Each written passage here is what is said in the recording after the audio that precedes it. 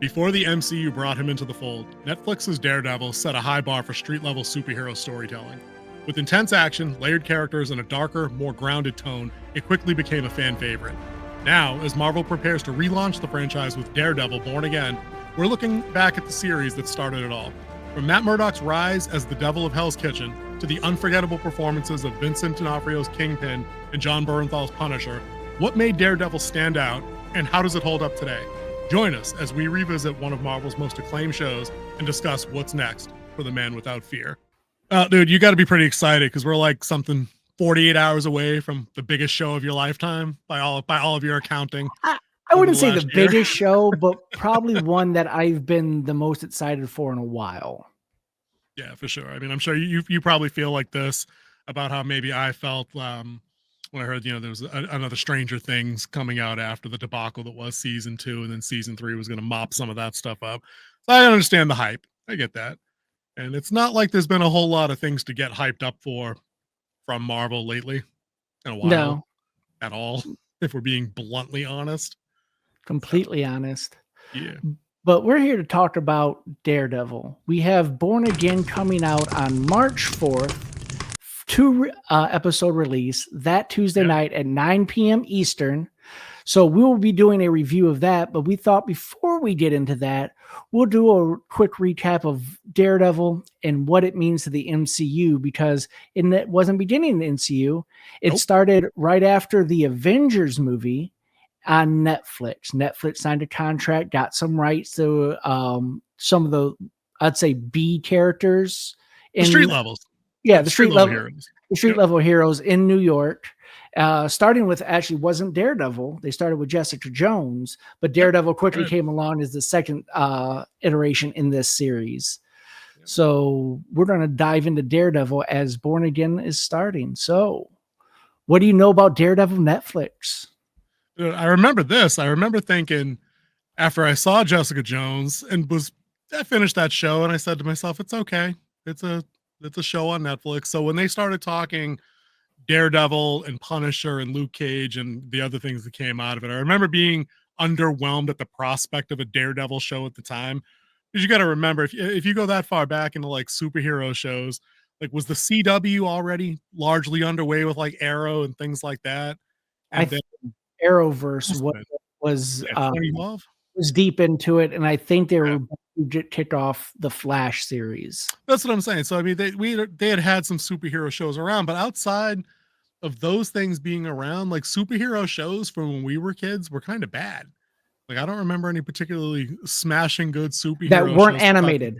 That weren't animated. A very, very clear distinction, of course. No cartoons. Good distinction there. Right. I mean, when I think live action, like I think of the Hulk, but like that's a cheese fest by any standard. I like it, but they had a crappy Spider-Man show, and I think there was a crappy Captain America show in the early 80s, but there was nothing like the MCU, which had already been around for a few years now, like you were saying, because Daredevil kicks off after the incident in New York. That's what they called it, the incident. Yeah, the incident with Loki and whatnot. So, I mean, we'd already seen that these things were viable, but in my head, I'm like, they're only viable if you can throw $200 million at them and get like A-listers to be on them and put butts in seats in the middle of June.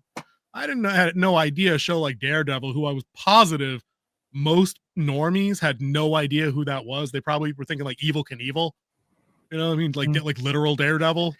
So, well, I mean, I wouldn't say that, because Daredevil actually started in 1964 with Jack Kirby and Stan Lee. It was the first Daredevil comic book, and it was one of my dad's favorites. It was a top seller for a majority of the 70s and early 80s, and he did make an appearance in some of the superhero TV shows like Incredible Hulk. He was in a movie which was called The Death of the Incredible Hulk. Yep, I remember that one. I actually do remember that, but I do not remember him being in it because I was like 4 when when I probably saw that at like my grandmother's house. But but your dad isn't a normie. You know what I'm saying? Like he's a guy that was out there collecting the book. I'm talking about like your Joe Q going public, who will go to X-Men 7 because they hear X-Men and they know Wolverine, so they'll go to like X-Men 9. You know what I mean? Daredevil, I think, would have been the equivalent of having normies understand who like Green Lantern was to go to a movie. You know what I mean? Well, yeah, and I think there was also a bad taste in your mouth about Daredevil based off of the Ben Affleck movie too. So I totally forgot. Jesus, I forgot all about that. Yeah, but that's what I mean. Like that's a movie that had budget, that had A-list, talent in it, and somehow still flubbed just about everything. I think that was pre A-list for Ben Affleck. Like he got better. He got better as he got older acting. I mean, it was a pre A-list because my man had already done Chasing Amy and Armageddon and Yeah, a that bunch was of definitely other pre A. Like he didn't hit reindeer A-list. games. He didn't hit A-list until he directed Argo. That's fair. That's fair, I guess. For doing that, but I mean, Jennifer Garner was already huge as on Jennifer the Gardner was huge. Alias, and Colin Farrell, I think, was probably somewhere in the middle of his He was on early his career upward prime. projection. Yeah, as Bullseye, but they got that villain completely wrong. And then they had Michael Clark Duncan as Kingpin. Yeah, predating anybody's concerns about race swaps, but I mean, he's at least giant and can pull off the intimidation, so I don't think anybody cared. Yeah, he had the size for Oh yeah, my man was John Coffey in his way through that role. Like you can do that when you're that big. Rest in peace, Michael Clark Duncan. We miss you. But anyway, so yeah, the series rolls around, and I go, like anything else, man, I'll give you a shot if you can keep me entertained and not checking my phone in your first episode. Like I know you've got to think, like we have a channel policy where we're like, we'll give any show a quarter of its run. You know what I mean? So if you get a 12 episode show, you get 3. Yep. You know what I mean? And most of these things don't even go 12 episodes. So we give most of these shows like 3 episodes. When I'm doing things solo, I give you like 1. And if you come in like at a C plus, like I'll extend you and I'll go 1 more episode.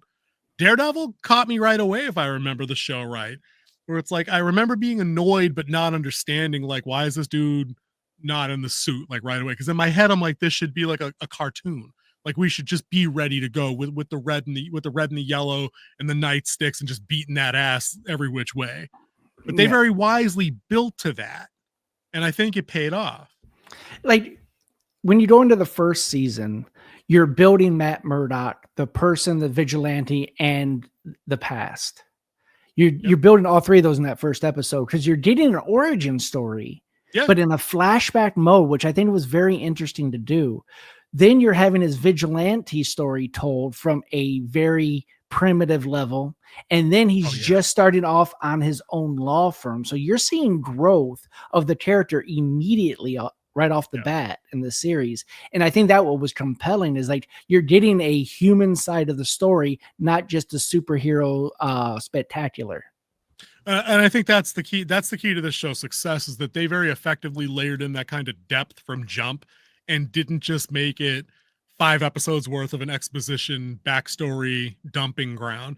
They did build in all the I was about to say fundamentals, and I was about to say building blocks of his story, where he is getting the law firm off the ground with Foggy. They are just meeting Karen for the first time and integrating her as their secretary 3 or 4 episodes in, whenever she joined the team. She was their first client.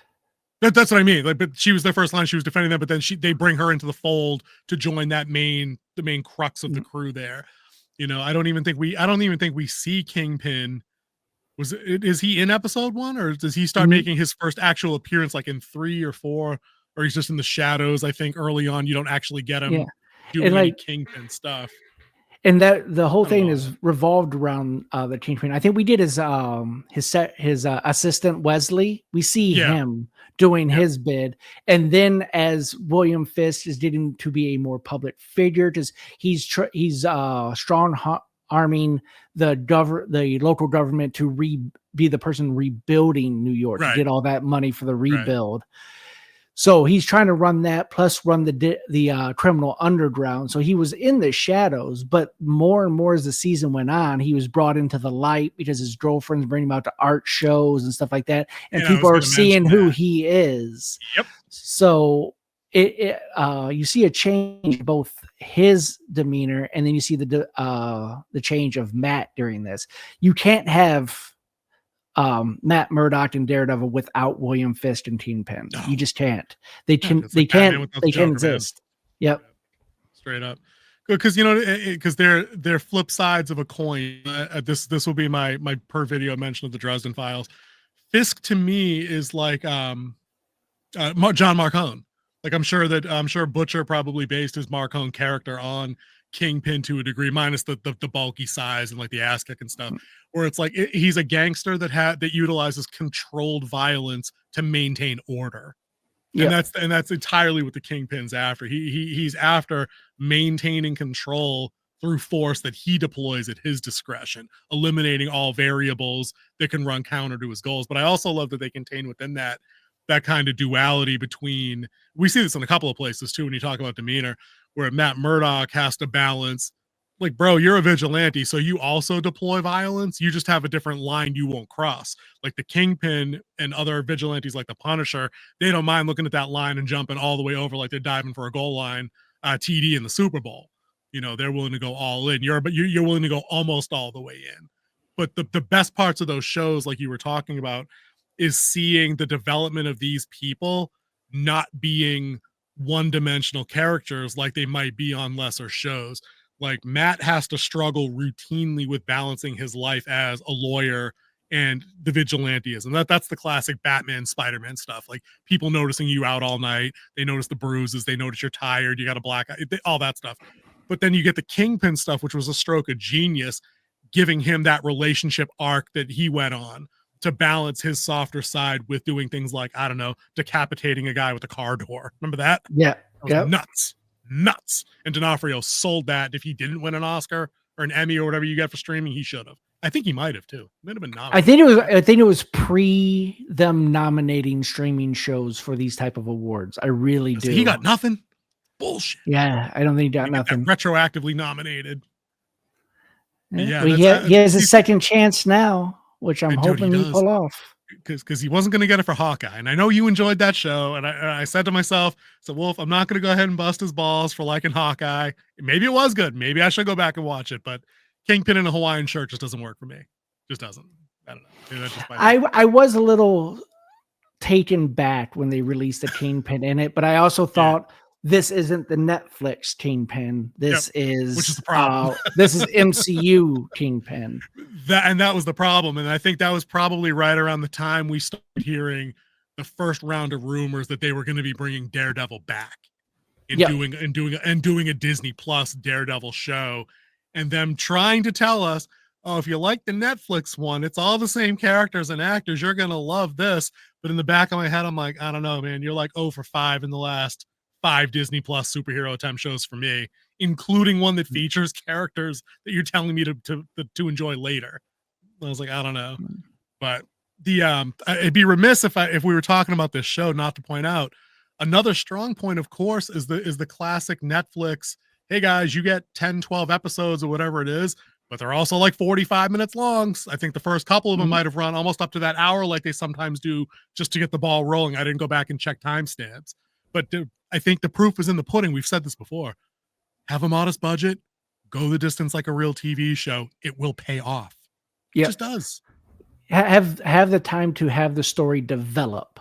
Yep. Not just get to the plot point, which the Netflix series, especially the first season, really hits that, because one, you're introducing the Daredevil universe characters. You have the reporter, you have the cop who wants to become a detective, you have the nurse. Yeah, the community nurse, pretty much, or the community nurse.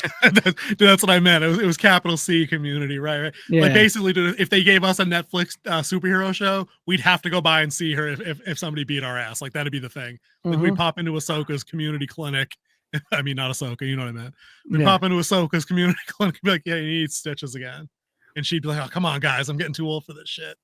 Yeah. And then we'd all laugh and it'd be all funny. But you're right, dude. They did a tremendous amount of world building, and it all pays off because it lets them get into these little mini arcs as they resolve their cases, because that never stops throughout this season. It's not just him throwing hands with Fisk's guys, you know what I mean, or meeting Elektra he meets Elektra, I think, in season 2 when they brought her in. And I think, do we get Stick in season 1, or was that also season 2? We did Stick in season 1, and then Stick returns in the Defenders. Right. But you know what I'm saying, like, it's not just that we got to meet the mentor and then we got to meet the love interest and then we've got primary bad guy and secondary bad guy. Like, no, these dudes still went to work and had to resolve their legal crap and their interpersonal crap within the law office, because that relationship becomes categorically unstable once Bobby figures out that Matt's actually Daredevil. Like, that's not just a high fives and bros situation. Yeah. Like, got tense. I think, didn't he leave? he threatened to leave the practice. Did he actually leave it? No, he did. He actually left, and he goes to work for Caitlin Stark. Oh, that's right. That's right. Yeah, going back to their old law firm before they started their own. He couldn't handle Matt doing the vigilante stuff. Right. That's what I'm saying. Like, so they hit you with these nuanced takes and concerns that these characters have that are realistic, that you can grab onto and be like, I understand exactly why this dude would want to do that. Like, number one, he's like, there's some legal stuff here that's going to get me implicated as your partner. And then number two, I've got ethical reasons. Like, we're supposed to stand for the law, and you're out here being like, I'm just going to throw hands at anything I don't like because I disagree with the law. And they're all complex. You're like, I see everybody's viewpoint. And that's exactly what dude, you've said this famously on this channel. The problem with all these, the current iterations of these shows is that they don't give you viewpoints. They just tell you what they want you to think about the situation. Yeah. And Daredevil as a show never did that. They never told you, for all the wrong in it, obviously, that the Punisher was wrong for, just going straight to gunfire as a means to the salute, as a means to the end. They never tell you the Kingpin is correct in wanting to gentrify or not gentrify a neighborhood. They give you viewpoints, and I think that's what's missing in everything else they've done on Disney Plus. And the other part that was done in season 1 that goes through all 3 seasons, that they introduced other bad guys. They introduced the Russians. They introduced Madame Gao, the leader of the Hand. I forgot all about her. That's right. They did do that. Well, yeah, she was the main bad guy for the Defenders, really. Well, not Madame Gao. It was Sigourney Weaver's version of who took over for Madame Gao.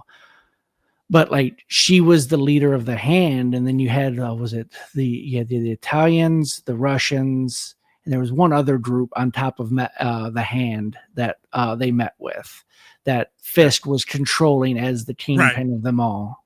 Yeah, but that's what I mean. They gave us it was almost like an appetizer pack. Like, like when you go to like the 99 or something, you can't pick wings and you can't pick pretzel bites, so you pick the combo thing, and they give you 2 of all of them. It's something terrible like that. Only in this case, it worked out because they let you pick out different little things from how many years of comic history? Like 60. We were talking about you were talking at the beginning of the show, like in 65, this came 64, out. 64, Daredevil 1 came out. Right. So they've done the thing where they, unlike current shows, again, they've gone all the way back to pick out certain things to introduce to present day, instead of just thinking that all this stuff started in like 2015 and taking some of the worst elements of their runs. They've reached back almost into antiquity to get some of the good stuff and bring it forward. And I think that it just works. It works because there was more thought put into it in the first place. So when they get to current day, it still holds up, instead of just all this prefab IKEA crap that we get in the books now that they seem obsessed with drawing from. And I think it's just so they can justify, it happened in the comics, Wolf. Now you can't tell us that. It's in the comics, say. Nobody cares. Nobody's buying this shit. So there's one more thing I want to talk about these characters, is that each character kind of shined. All the minor characters, they all had their shiny moments, but Matt and Daredevil still pulled the scenes along. Like, the story still centered on him and he still led everything, but he didn't overshadow all of his minor characters or his bad guys in this. So I think they're that definitely was supporting, for sure. Yeah. They earned the support. Definitely. Yeah, it was supporting, but it was still like strong, and like they had their moments, which I think is good writing in the way that they handled this show. Oh, absolutely, for sure. And I think that applies, like you said, to everybody, because you can get those takes out of Karen's character where she's being harassed down the line, or she's being harassed early on, and that's why she ends up hiring Matt and Foggy. She looks like she's somebody at her wit's end that's terrified and in danger constantly. Like, these people sell these moments for it. And then you get Rosario Dawson's more level take as like we call the community nurse. That's a running gag throughout this entire show, where she's more level-headed and she's got the snarky kind of not the sarcastic, like uncaring feedback, but like she's a bit more feet on the ground and being like, all right, I mean, I'll patch you up, but running around getting your ass kicked, that might not be the best life choice. Like, she hits her marks. And I think they all did. And this is what happens when you get professionals that buy into what you're doing. You get that from everybody, and they all elevate. Yeah. And in the first season, that they never called him Daredevil. Right. He was the devil of Hell's Kitchen. Hell's Kitchen, right. Mm-hmm. Which is that interesting tie-in, like we were talking about. This was definitely pre-show. And then into the first minutes where I was talking about how they started with him not in the classic red, they gave him the Frank Miller classic black, Dread Pirate Wesley black outfit bandana thing from like Princess Bride. So I thought that was funny. I didn't realize that was a Frank Miller costume until I went back and did my research for the other Daredevil look back video that I did last week and had that panel. We get the costume in the second to last episode just in time for him to like wear it for the big throwdown with Fisk, which I thought was pretty good. You like to see the superhero glow up right before they throw down for that last go. That's not a bad take for a show. And it was because of Fisk he got the suit, because he realized how Fisk was protected by his suit, and he found his suit maker to have him make his suit, or he gets thrown in jail. Yeah, which was good, but it all worked out. It definitely all worked out. What else we got here? We were talking about moving seasons, because I know season 2 has some interesting changes of pace. Because this is the one where Fisk is in jail, right? Because at the end of season 1, Fisk is already in jail. He goes to jail at the end of season 1 after the fight with Matt. But this also introduces a new character that we haven't seen yet, and that is the Punisher. Now, the Punisher it starts off with his vigilante from the roof taking out the people in the restaurant, now he's on trial for that murder, and that's where Matt and Foggy come in to defend him. So, special nod to John Bernthal as the Punisher, like redefining and taking on a borderline Heath Ledger-esque level of nobody can do this character better. I don't think we're not ever getting that remake in our lifetime, probably, that recasts this guy, because I think he just nails that hopeless, psychotic, depressive, no holds barred, don't care if I die doing this kind of mentality that the Punisher really needs at his bleakest. It just worked. Dude nailed it. Shane nailed it. Walking Dead reference. And then also we've mentioned earlier, Elektra's introduced into this.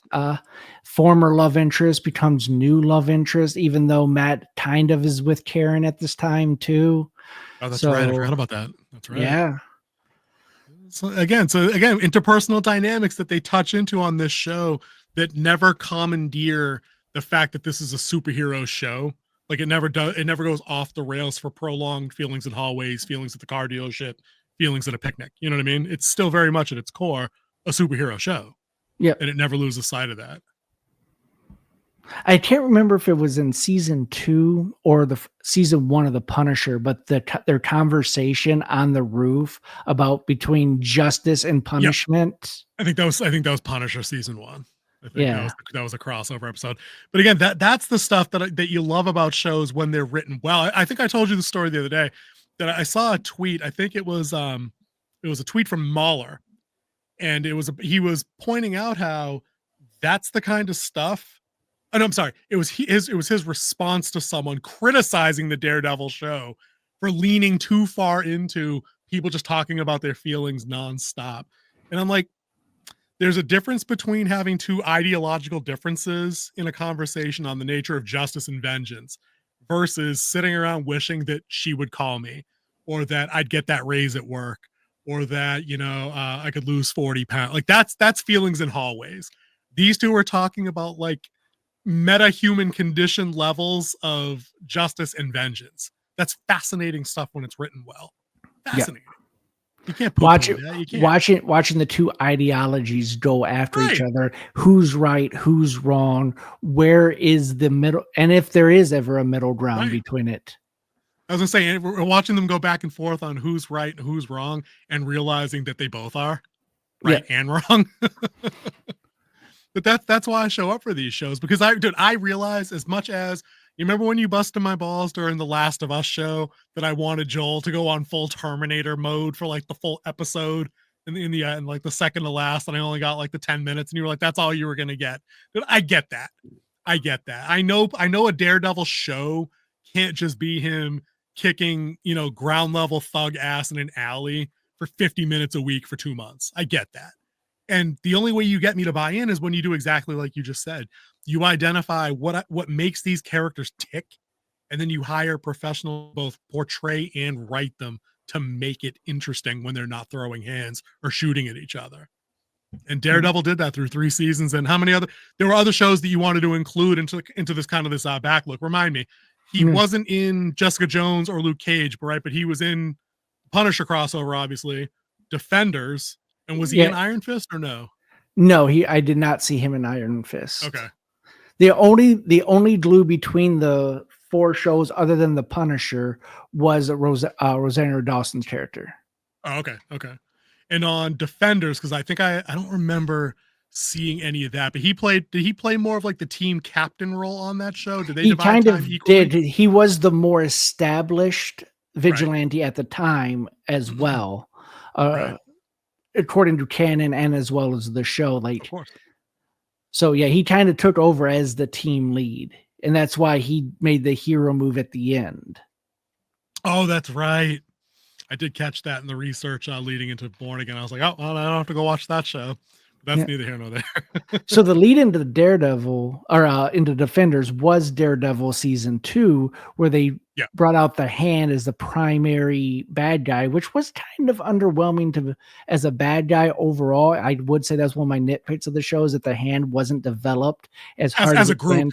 Tell for people that don't know, explain the Hand. Take a minute to explain that. Think of the foot from Teenage Mutant Turtles, but more of they just call it the Hand.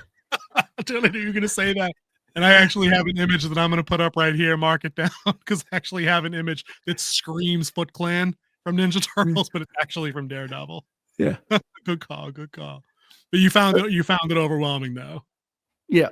And then you had Elektra come in, and this is what it brought her in to help investigate, which led to the final battle in which Elektra was killed. Now, this is the part that really plays into the Defenders. Elektra was killed by taking a fatal blow that was meant for Matt and dying in Matt's arms. But they took Elektra in the closing moments of the season, put her in a sarcophagus, which they called the Resurrection Chamber, and she comes out covered in blood as something new, and she becomes the human weapon.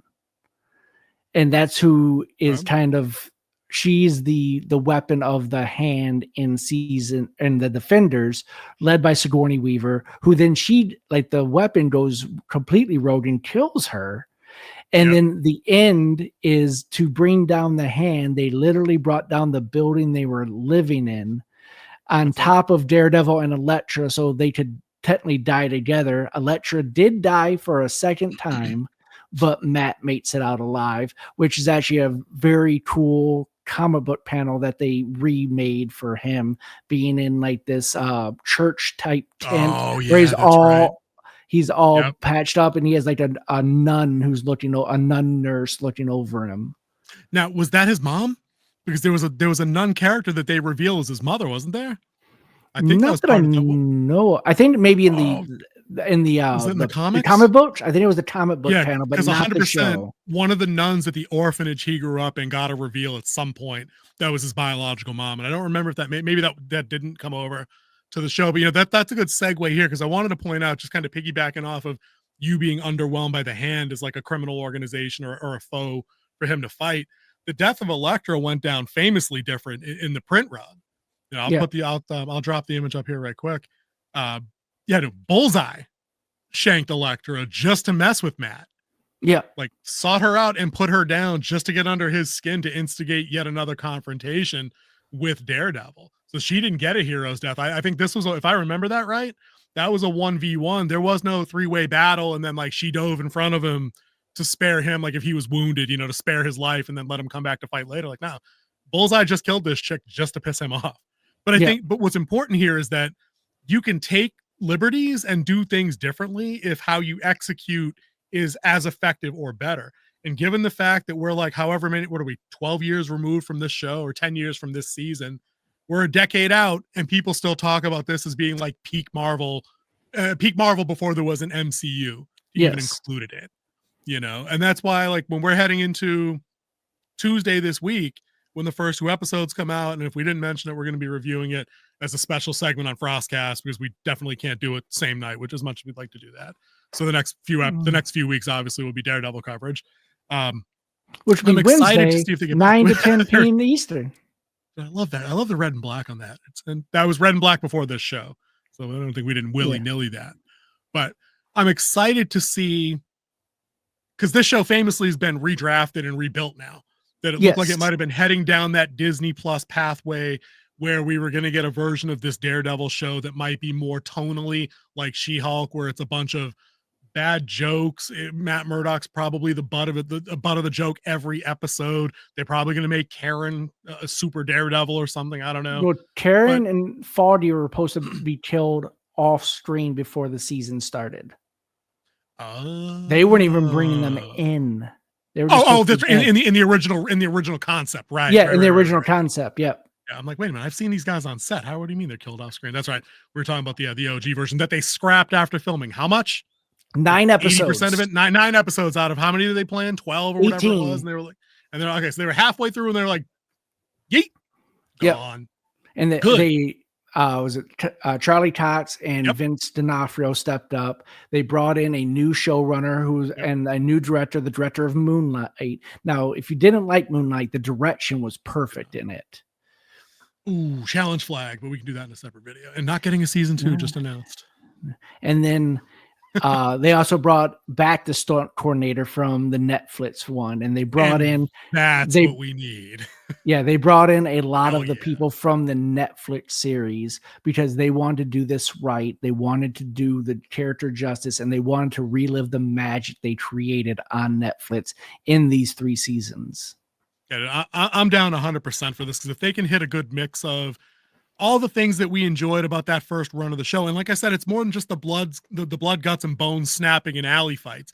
Like, I want them to get at a point where we get to see some little bit of legal drama going on. This is all the stuff that She-Hulk got wrong. Like, She-Hulk could have been a legal procedural that also then had the superhero shit with the Abomination stacked on top of it. But they made a laughing stock out of everything in that show, and it bombed.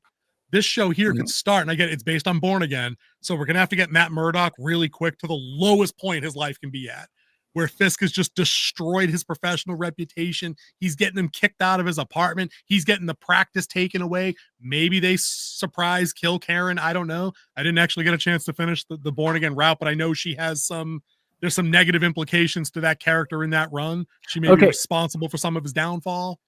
So just to bring you into the know. Season 3, Brother King, bring me in. Season 3 of the Netflix is more in line with the Born Again story than the Born Again show. The Born Again show shares the name, and they just because they're bringing it back. That's why they did it. The story is more based off of another comic book run where Fisk is the mayor of New York.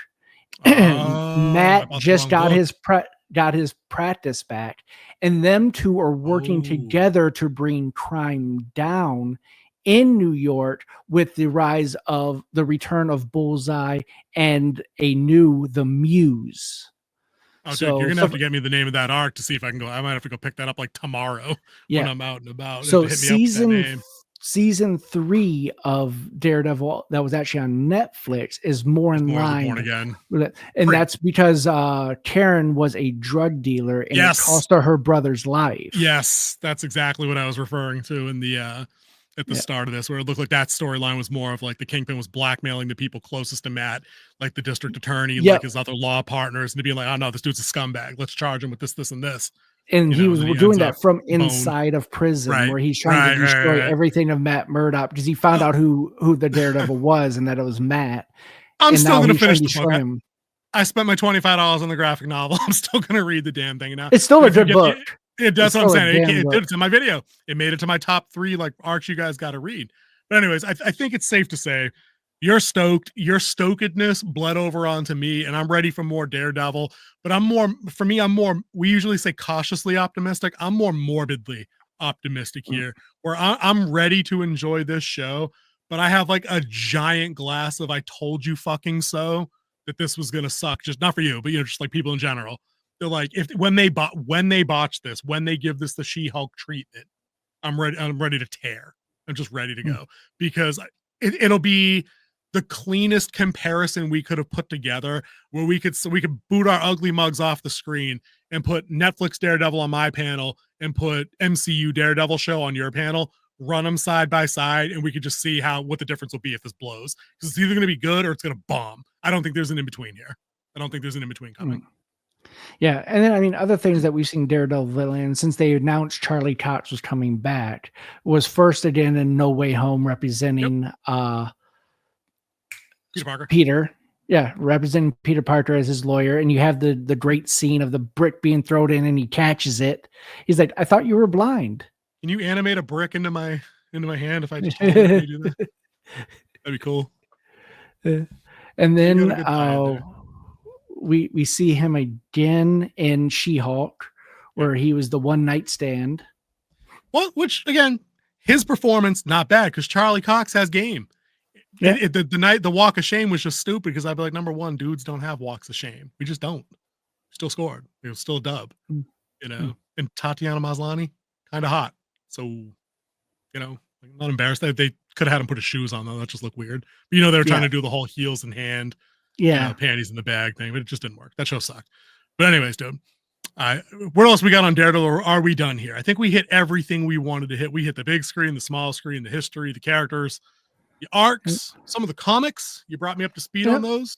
Yeah, a couple of the Cool. comics. Like I said, it started off in 1964 with Daredevil 1.